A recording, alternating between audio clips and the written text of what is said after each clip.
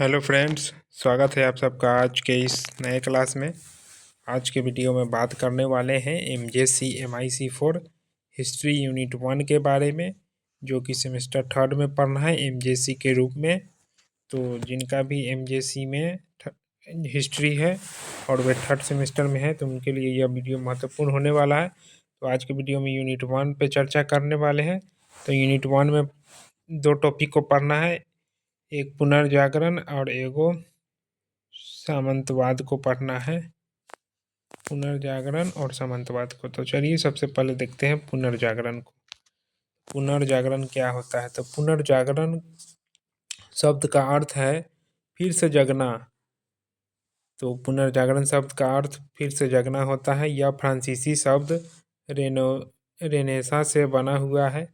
विश्व इतिहास में 1300 से 1500 ईस्वी के बीच 1300 से 1500 ईस्वी के बीच के समय को पुनर्जागरण का समय कहा जाता है। पुनर्जागरण के काल में मानव अंधविश्वास एवं अज्ञानता की प्रवृत्ति को छोड़कर विज्ञान के प्रति पथ पर तेजी से बढ़ा। तो आप समझ गए होंगे, पुनर्जागरण शब्द का सीधा सा मतलब होता है फिर से जगना, फिर से जीवित होना। और यह फ्रांसीसी शब्द रेनेसां से बना हुआ है।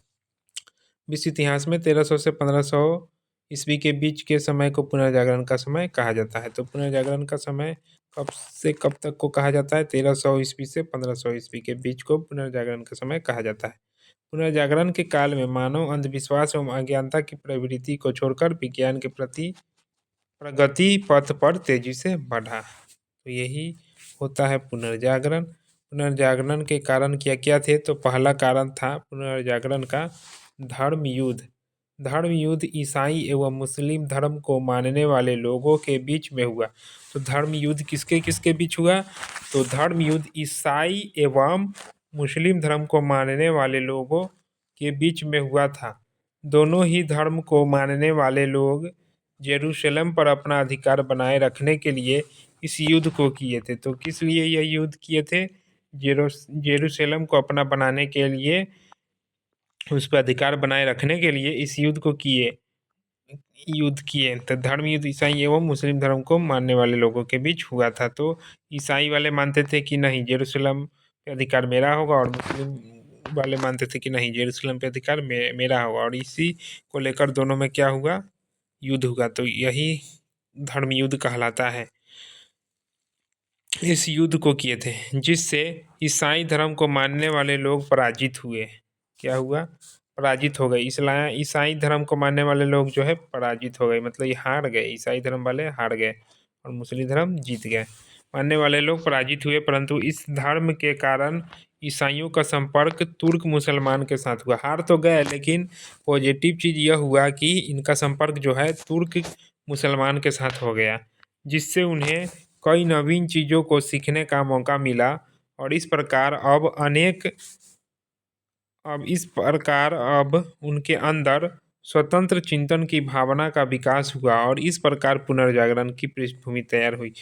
पुनर्जागरण की पृष्ठभूमि इसी प्रकार तैयार हुई कि ईसाई धर्म जो है जेरूशलेम के लिए जो युद्ध लड़ रहे थे मुस्लिम धर्म से, वो क्या है, हार गए। लेकिन हारने के बावजूद वे जो है किसके संपर्क में आ गए? तुर्क मुसलमान के संपर्क में आए, जिससे उन्हें कई नवीन चीज़ों को सीखने का मौका मिला। और इस प्रकार जब उनके अंदर स्वतंत्र चिंतन की भावना का विकास हुआ और इस प्रकार पुनर्जागरण की पृष्ठभूमि तैयार हुई। तो पहला था धर्म युद्ध और दूसरा था कुस्तुनतुनिया का पतन। कुस्तुनतुनिया का पतन की बात करें तो 1453 ईस्वी में तुर्कों ने कुस्तुनतुनिया पर अधिकार कर लिया। तो 1453 में जो है तुर्कों ने कुस्तुनतुनिया पर अधिकार कर लिया। कुस्तुनतुनिया इससे पहले पूर्व रोमन साम्राज्य की राजधानी थी। तुर्कों के अधिकार हो जाने के कारण तुर्क मुसलमान ने ईसाइयों पर अत्याचार करना आरंभ कर दिया, जिसके कारण ईसाइयों को अपने ज्ञान, विज्ञान तथा पुस्तकों को लेकर इटली में शरण लेना पड़ा। और इस प्रकार इटली में जागरण का अभियान तीव्र हो गया। अब तीसरा है छापेखाने का आविष्कार। छापेखाने का आविष्कार 1477 ईस्वी में विलियम के क्वेश्चन द्वारा इंग्लैंड में छापेखाने की शुरुआत किया गया जिससे जागरण की ओर बल मिला। हालांकि कहीं कहीं आपको मिलेगा कि छप्पे खाने का आविष्कार सर्वप्रथम कहाँ हुआ, चीन में हुआ। कभी कभी ये भी देखने को मिलता है। तो छप्पे खाने का आविष्कार 1477 ईस्वी में विलियम के क्वेश्चन द्वारा इंग्लैंड में छप्पे खाने की शुरुआत किया गया जिससे जागरण को और बल मिला। चौथा, नगरों का विकास। धीरे धीरे यूरोप में कई नवीन नगरों का विकास होना आरंभ हो गया जिसने पुनर्जागरण की प्रक्रिया को आगे बढ़ाने का काम किया। पांचवा है मंगोल साम्राज्य का उदय। तो मंगल साम्राज्य का उदय। पुनर्जागरण में मंगल साम्राज्य, मंगल यानी मंगल नहीं, मंगोल हो गई यहाँ पे। तो पुनर्जागरण में मंगोल साम्राज्य के उदय का भी एक महत्वपूर्ण योगदान रहा। मंगोल शासक कुबलाई खान के दरबार में विद्वान, धर्म प्रचारक तथा व्यापारी वर्ग के लोग निवास करते थे। मार्को पोलो इसी दरबार में 1272 ईस्वी में गया था। मंगोल के संपर्क के कारण यूरोप के लोगों को कागज, मुद्रण, कुतुबनुमा तथा बारूद की सर्वप्रथम जानकारी हुई। तो इसमें मंगोल साम्राज्य का भी योगदान था पुनर्जागरण में। पुनर्जागरण में मंगोल साम्राज्य का भी अच्छा खासा योगदान था। अब आते हैं पुनर्जागरण की विशेषता। पुनर्जागरण की क्या विशेषता है इसको देखते हैं। तो पहला, पुनर्जागरण की पहला विशेषता में देखें तो पुनर्जागरण के परिणाम स्वरूप धार्मिक विषयों के स्थान पर क्या हुआ, विज्ञान, इतिहास, भूगोल जैसे विषयों का अध्ययन आरंभ हुआ। दूसरा, पारलौकिक जीवन के स्थान पर सामाजिक समस्याओं जैसे विषय को महत्व प्रदान किया गया। उसके बाद लैटिन तथा यूनानी भाषा के स्थान पर लोक भाषा को महत्व दिया जाने लगा। इसके कारण मानवतावादी विचारधारा का विकास हुआ। पुनर्जागरण के कारण क्या हुआ, मानवतावादी विचारधारा का विकास भी हुआ। उसके बाद आते हैं पुनर्जागरण का प्रभाव। पुनर्जागरण का क्या प्रभाव हुआ, तो पहला, साहित्य में पुनर्जागरण। साहित्य में पुनर्जागरण की बात करें तो पहला है, दांते को पुनर्जागरण का अग्रदूत माना जाता है। इसका जन्म फ्लोरेंस नगर में हुआ था। दांते ने अपनी रचना डिवाइन कॉमेडी में स्वर्ग और नर्क की एक काल्पनिक यात्रा का वर्णन किया। दूसरा, फ्रांसिस्को पेट्रॉक, इन्हें मानवतावाद का जनक कहा जाता है। तो मानवतावाद का जनक किसे कहा जाता है, तो फ्रांसिस्को पेट्रॉक को कहा जाता है। Julius Caesar, Shakespeare. चौथा, द प्रिंस मैकियावेली। साहित्य में पुनर्जागरण, दांते को पुनर्जागरण। दूसरा, Francesco Petrarch, Julius Caesar, the prince. उसके बाद चित्रकला और मूर्तिकला। चित्रकला और मूर्तिकला की बात करें, पुनर्जागरण काल में कई चित्र का निर्माण हुआ। इनमें से कुछ प्रमुख निम्नलिखित है। पहला, Leonardo da Vinci, Mona Lisa, the last supper, Michelangelo, the last judgment, Raphael, Madonna, चिरगी। उसके बाद विज्ञान में पुनर्जागरण की बात करें तो पहला, सर्वप्रथम कोपरनिकस ने सिद्ध किया कि पृथ्वी सूर्य के चारों ओर घूमती है। फ्रांसिस बेकन और देकार्ते ने विज्ञान में विश्लेषण की विधि को जन्म दिया। गैलीलियो ने दूरबीन का आविष्कार किया। न्यूटन ने गुरुत्वाकर्षण के नियम का पता लगाया। और उसके बाद पांचवा, मार्को पोलो ने कुतुबनुमा का आविष्कार किया। चलिए, अब तो यही था पुनर्जागरण। उसका विशेषता हो गया, उससे क्या फायदा हुआ और इसका कारण क्या था, सब देख लिए। अब आते हैं सामंतवाद पे। तो सामंतवाद क्या है, तो सामंतवाद काल है 700 ईस्वी से 1200 ईस्वी। तो मध्ययुगीन मानव जीवन का एक व्यापक तत्व सामंतवाद है। क्या है, मध्ययुगीन मानव जीवन का एक व्यापक तत्व सामंतवाद है, जिसने लगभग 500 वर्षों तक यूरोप के नागरिकों के राजनीतिक, सामाजिक, आर्थिक तथा सांस्कृतिक जीवन को गहरे रूप से प्रभावित किया। तो सामंतवाद शब्द फ्यूडम अथवा फीप या फी शब्द से निकला है, जिस शब्द का अर्थ होता है चैटल अथवा संपत्ति। इस शाब्दिक अर्थ को ध्यान में रखते हुए सामान्य शब्दों में सामंतवाद को संपत्ति के आधार पर स्थापित मध्य युग की एक सामाजिक, राजनीतिक, आर्थिक व सांस्कृतिक व्यवस्था कहा जाता है, जिसके अंतर्गत मध्य युगीन मानव को प्रमुखतः अपना जीवन यापन करना पड़ा है। सामंतवादी व्यवस्था का विकास। अब बात करते हैं सामंतवादी व्यवस्था का विकास आखिर कैसे हुआ। तो पश्चिम यूरोप में केंद्रीय राजनीति क्या है?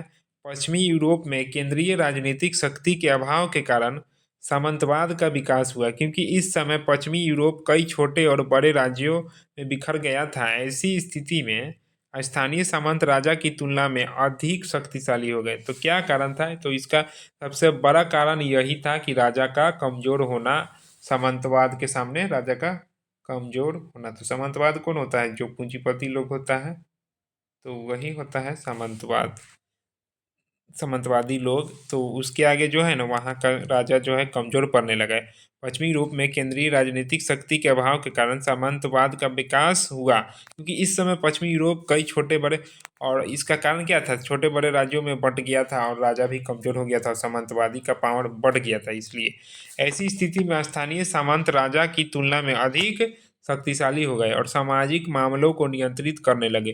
तो राजा के मुकाबले जो है सामंतवादी लोग ही क्या करने लगे? सामाजिक मामलों को नियंत्रित करने लगे। इस समय राजा बहुत शक्तिशाली नहीं था, जिसके कारण सामान्य के पास काफी शक्ति था।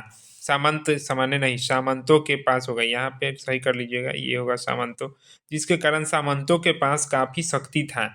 वे किसानों का शोषण करने लगे और इस तरह धीरे धीरे यूरोप के इतिहास में लगभग 500 वर्षों का जो दौर है वह सामंतवाद के नाम से जाना जाता है। ठीक है, सामंतवाद के नाम से, यानी 700 ईस्वी से लेकर 1200 ईस्वी तक सामंतवाद के नाम से जाना जाता है। अब आगे आते हैं सामंतवाद की विशेषता की बात करते हैं। तो सामंतवाद की क्या विशेषता है? तो बात करते हैं सामंतवाद की विशेषता की। तो सामंतवाद की विशेषता में सामंती व्यवस्था में जो है, सामंती व्यवस्था में सामंती व्यवस्था में अर्थव्यवस्था ग्राम आधारित थी। क्या था? सामंती व्यवस्था में अर्थव्यवस्था कैसी थी? ग्राम आधारित थी। इस समय कस्बों के साथ व्यापार में गिरावट आई और शक्ति का मुख्य केंद्र भूमि होता था।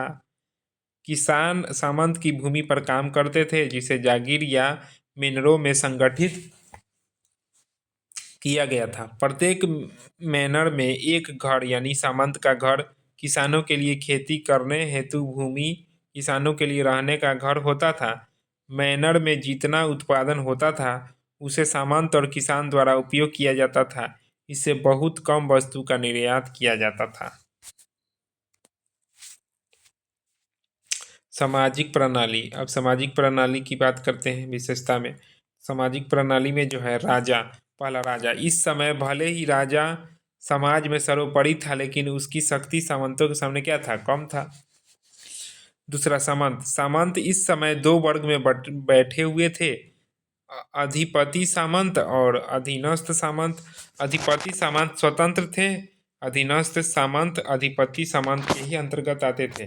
किसान की बात करें, इस काल में किस निम्नलिखित वर्गों में विभाजित थे? इस काल में किसान जो है निम्नलिखित वर्गों में किसान है ये। इस काल में किसान जो है निम्नलिखित वर्गों में विभाजित थे। तो कौन कौन से वर्गों में विभाजित थे? देखिए, पहला सर्प। पहला किसमें था? सर्प में। यह सामंत की भूमि पर निःशुल्क काम करते थे। देखिए, वाह, क्या सामंती व्यवस्था था। यह सामंत की भूमि पर निःशुल्क काम करते थे, मतलब उनको दिहाड़ी भी नहीं दिया जाता था किसान को, और सामंतों की इच्छा पर इन्हें सभी काम करने पड़ते थे। यह सामंतों के अधीन होते थे। स्वतंत्र भूधारक। इन्हें सामंत से भूमि मिली थी, यह स्वतंत्र होते थे और इन्हें केवल सामंतों को कर देना पड़ता था। मतलब कृषि करिए आप, खेती कीजिए आप, लेकिन आपको इसके लिए सामंतों को कर देना पड़ेगा, टैक्स देना पड़ेगा। तीसरा, कृषि दास या छोटे पट्टेदार। इन्हें भी अपनी भूमि सामंतों से मिली होती थी और यह कुछ निश्चित दिनों तक सामंत के पास काम करते थे, अन्यथा यह स्वतंत्र होते थे और यह सभी सामंतों को कर देते थे। और चौथा स्वतंत्र व्यक्ति। ये ऐसे किसान थे जिन्हें उनके सामंत द्वारा अपने विवेकाधिकार से मुक्त किया जाता था। तो कुल सामंतवाद में कुल कितने प्रकार के किसान थे? तो 4 प्रकार के किसान थे, समझ गए होंगे। सामंतवाद का पतन। आप देखिए, तो सामंतवाद का जो चीज का आरंभ होता है उसका क्या होता है? पतन भी निश्चित है। सामंतवाद का पतन का बात करें तो 1200 ईस्वी के बाद जो है सामंतवाद का धीरे धीरे पतन होना शुरू हो गया। इसके पतन के लिए कई कारक उत्तरदायी हैं। अब देखिए, अब 1200 ईस्वी के आते आते सामंतवाद धीरे धीरे कमजोर पड़ने लगा, पतन होने, तो इसका कारण क्या था? तो कारण देखते हैं पहले पतन होने का। पहला, व्यापार का विकास। जो सबसे बड़ा और ठोस कारण यही है कि वहाँ जो है ना, व्यापार का विकास शुरू हो गया। मध्य यूरोप में व्यापार का विकास तथा नगरों का उदय होना आरंभ हो गया। नगरों में रहने वाले व्यापारियों तथा सामान्य रूप से व्यापारी लोग निरंतर होते रहने वाले लड़ाई झगड़ों से वाणिज्य व्यापार के विकास में बाधा उत्पन्न होती थी। जब तक प्रत्येक जागीर नहीं आत्मनिर्भर रही तब तक, क्या कह रहा है, जब तक प्रत्येक जागीर आत्मनिर्भर रही तब तक अधिक ग्राहक मिल पाना कठिन था। नगरों में जितने अधिक मजदूर होते थे, काम देने वालों की उतनी कम मजदूरी देनी पड़ती थी। इसलिए व्यापारी लोग कृषक दासों को जागीर छोड़कर नगरों को भाग जाने के लिए प्रोत्साहित भी करते थे। नगरों से भाग जाने के लिए प्रोत्साहित भी करते थे।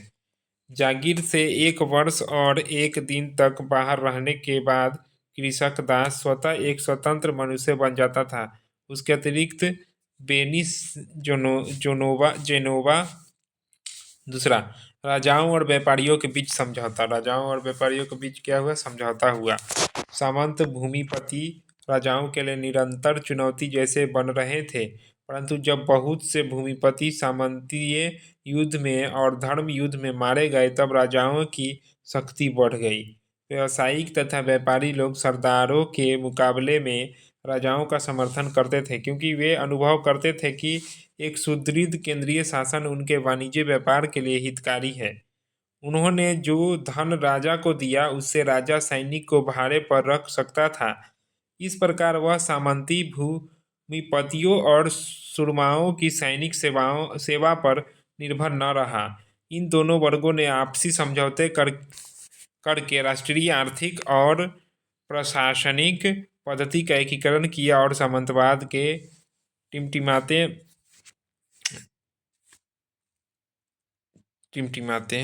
चर्च का सहयोग। अब चर्च का सहयोग का बात करते हैं। एकीकरण किया और सामंतवाद के खिलाफ जो है आवाज उठाया, वही है क्या? टिमटिमाते। अब बात करते हैं चर्च का सहयोग। चर्च का सहयोग क्या होता है? चर्च का सहयोग, तो इसमें चर्च का सहयोग भी महत्वपूर्ण था। तो देखिए, सामंतवाद को नष्ट करने में चर्च ने भी सहयोग दिया। पोप ने सामंत भूमिपतियों से कहा कि पश्चिम में अन्य ईसाई सरदारों से लड़ना बंद करें और पूर्व में मुसलमान से लड़ने के लिए धर्म युद्ध पर जाएं। हजारों कृषक दास इन धर्म युद्ध में लड़ने के लिए गए, क्योंकि पोप ने उन्हें वचन दिया था कि उन्हें स्वतंत्र कर दिया जाएगा। अब चौथा, अब देखिए, तो यही था आपका सामंतवाद और पुनर्जागरण। सामंतवाद का आरंभ हुआ लगभग 500 साल तक चला था। 700 ईस्वी से लेके 1200 ईस्वी तक चला था सामंतवादी व्यवस्था। लेकिन ये बाद में पतन की ओर बढ़ने लगा, क्योंकि राजा जो है जागरूक हो गए, वहाँ की जनता जागरूक हो गई और उसके खिलाफ आवाज़ की, और नॉलेज भी हो गया, पढ़ाई लिखाई किए तो उनका दिमाग भी खुला, तो वे अब इनका विरोध करने लगे। तो सामंतवाद खत्म हो गया और पुनर्जागरण समझ ही गए, फिर से जगना हुई। पुनर्जागरण का अर्थ कहलाता है फिर से जगना। तो यही था यूनिट 1। अब बात अगले वीडियो में बात करेंगे यूनिट 2 की। तब तक के लिए धन्यवाद।